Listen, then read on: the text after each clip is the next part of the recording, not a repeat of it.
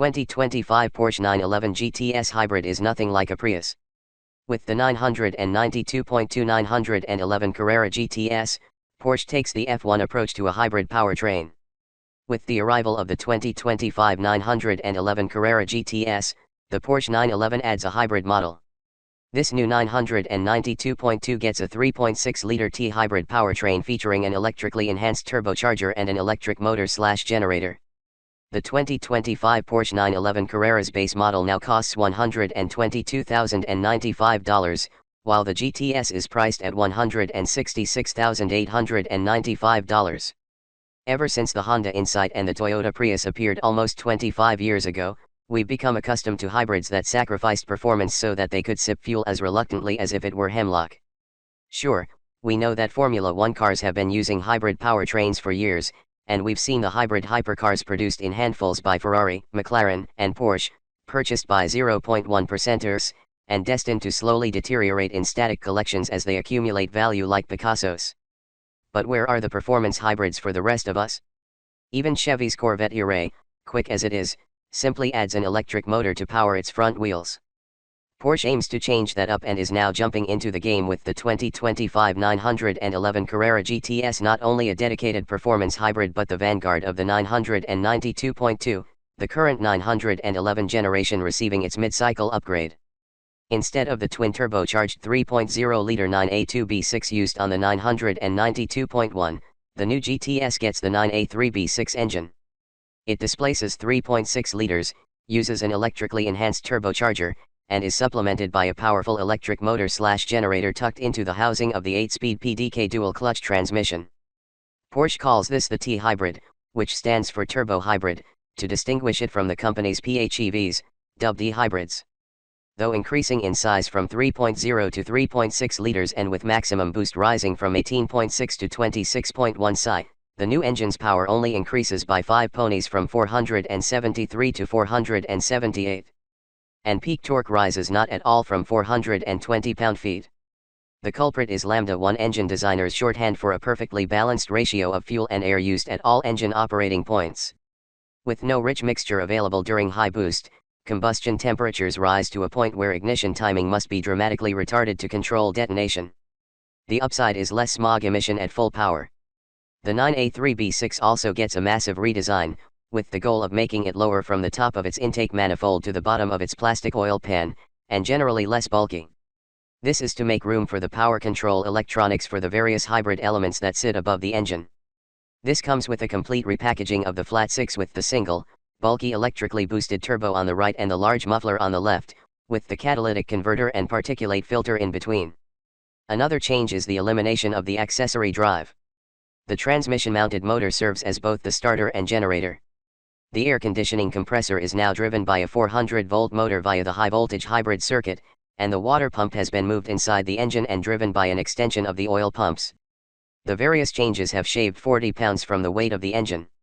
The single turbocharger is a Borg-Warner unit with a 27 HP electric motor sandwiched between the compressor and exhaust sides of the turbo. This motor greatly reduces turbo lag at low revs. For example, at 2000 RPM with a closed throttle, the old GTS required over 3 seconds to achieve full boost when the throttle was floored, while the new GTS does it in slightly less than 1 second, and that's while achieving considerably higher pressure. This new electric turbo has no wastegate. Instead, at high RPM, the motor turns into a generator and harvests up to 15 horsepower, in the process of providing enough drag to keep the turbo from overspeeding. That electricity feeds into the electric motor and supplements total power from about 5,700 RPM at full throttle. The final power-producing element is the electric motor/generator fitted to the 8-speed PDK, which replaced the 7-speed transmission at the 992's launch for exactly this eventuality. The motor can provide a maximum of 54 horsepower and about 110 pound-feet of torque. Power rises from 478 to 533 horses, and torque swells from 420 pound-feet to 449. Perhaps more important, it delivers its 110 pound-feet to supplement engine output at low revs even before the electric turbo can spool up. A 1.5 kilowatt-hour, estimated, net, lithium-ion battery operates at a nominal 400 volts. It weighs about 60 pounds and is about the same size as a 911's lead-acid battery. A small, separate lithium-ion battery provides 12 volts for those systems that require it when the engine isn't running. Despite Porsche's weight-saving efforts on the engine, all of this hardware does come at a price. Curb weight for the GTS Coupe rises from 34-33 to 35-36 pounds, compared with the 992.1 pdk.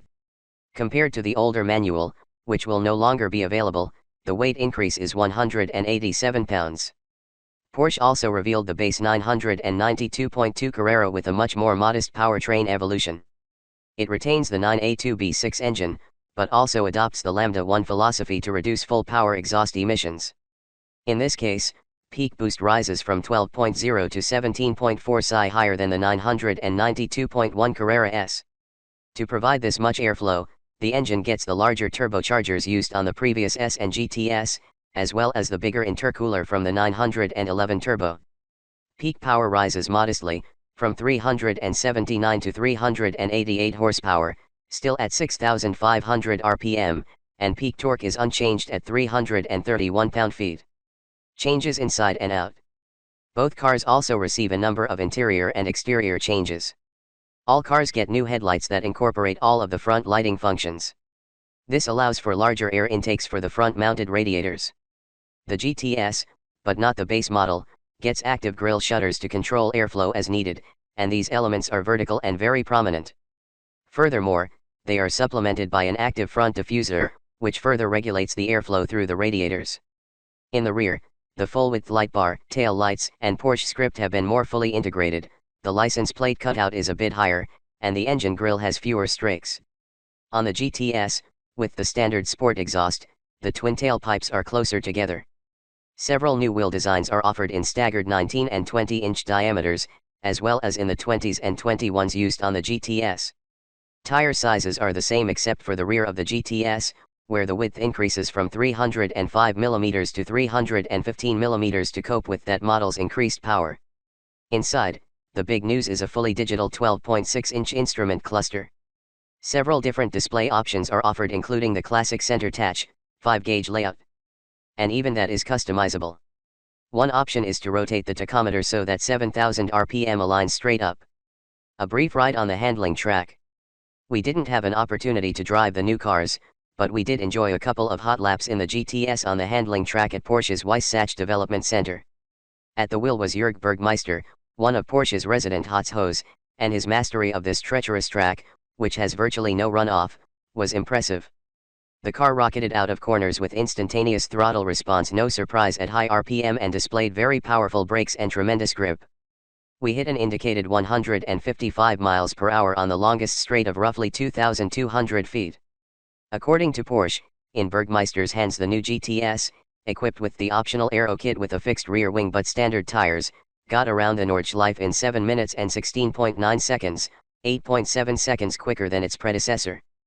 Porsche also claims that 0 to 60 mph acceleration drops from 3.2 to 2.9 seconds, and top speed rises by 1 mile per hour to 194.